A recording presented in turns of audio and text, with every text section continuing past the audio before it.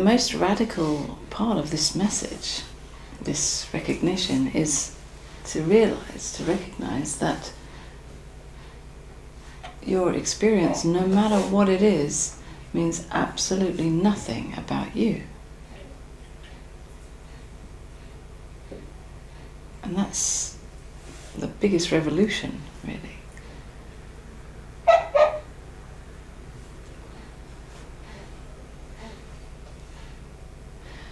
Positive or so-called negative experiences mean absolutely nothing about who you are. Because who you are is not what you think you are.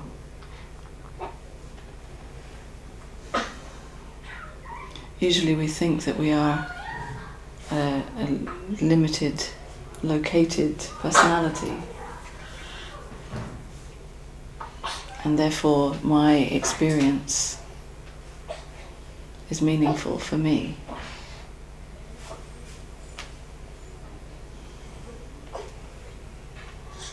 So we try to fix our experience, we try to improve, change, add to, or take away whatever we think should or shouldn't be there, according to our standards, our ideas about how it should be.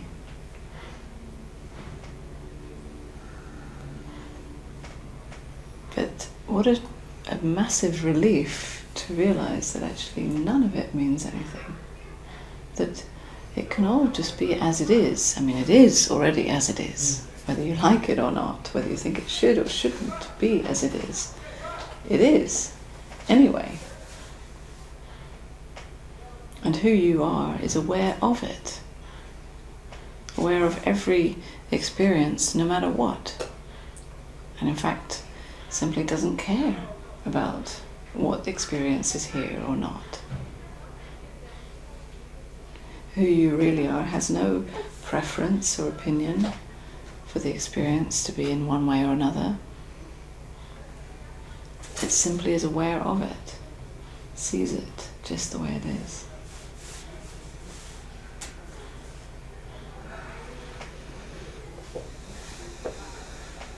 So identifying with who you really are, rather than a thought about who you think you are, is all the difference. Because who you think you are will always need something to be added. Will always have some problem, some issue, some drama, some human stuff. There'll always be some old conditioning playing out. Some old fear, some old wound, longing, desire. This is the human game. But who you really are is beyond all of that.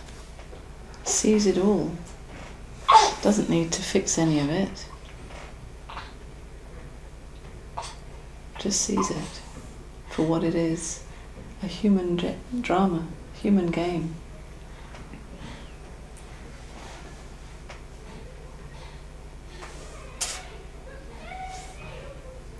Then thought maybe comes with the question, well, how can I identify with who I really am?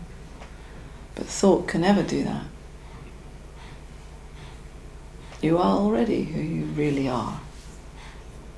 How could you not be that? What a joke, really. To believe that you are not that. That's all that needs to be questioned, really. It's the thought that says, I'm not that. The thought that says, there's something wrong with me, or something missing, or needs to be changed. When you really look into that thought, you'll just find that it's thought based on thought, based on thought. One assumption after another, assuming that there's a me here that could have any problem, that could need anything.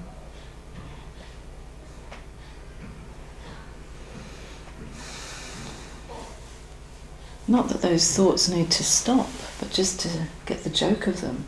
But they're referring to someone who isn't here. So they can go on referring to someone who isn't here, but what a joke that is.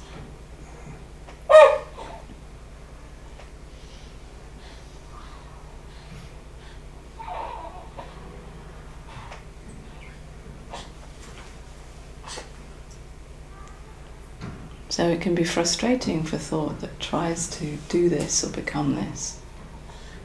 But actually who you are is already this, really. You've never moved a tiny little bit away from this, no matter what experience has come and gone in this human life.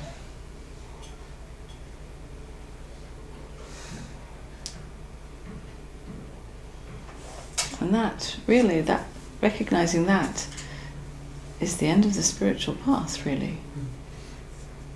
Recognizing that there's nothing left to do because it's all already done. It always has been. Doesn't mean you have to be all perfectly, have a perfect experience in some spiritual way. It's actually the freedom to be completely human, to be completely imperfect according to these ideas. And that's such a relaxation.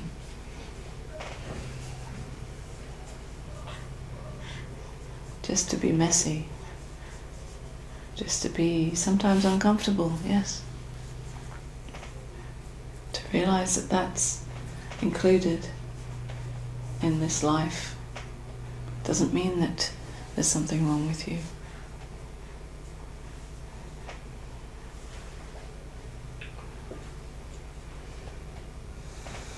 And of course, paradoxically, this relaxation of knowing that there's nothing wrong is in fact what helps everything to relax in this human experience. It does touch this human experience and nourish it, but not through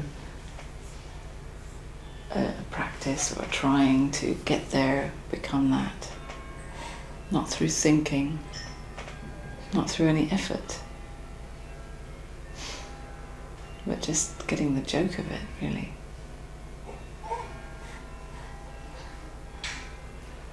And it's an endless getting the joke of it. It's not just once and then you're done. Life goes on playing its little games, pretending to be someone. So it's a seeing through these jokes again and again and again, falling into that surrender that you are. Letting go, losing everything that you thought was true, that you thought was safe, in control. Letting go of identity after identity after identity. As thought recreates these identities. Just simply out of a program to create safety for this human body. Nothing wrong with that. But each time getting the joke of it.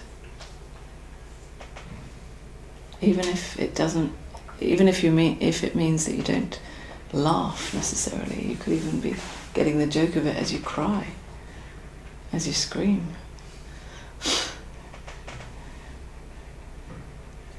Seeing the drama, seeing that this is not who I really am. I'm just pretending. I'm just playing this game as if it's real, as if it's important.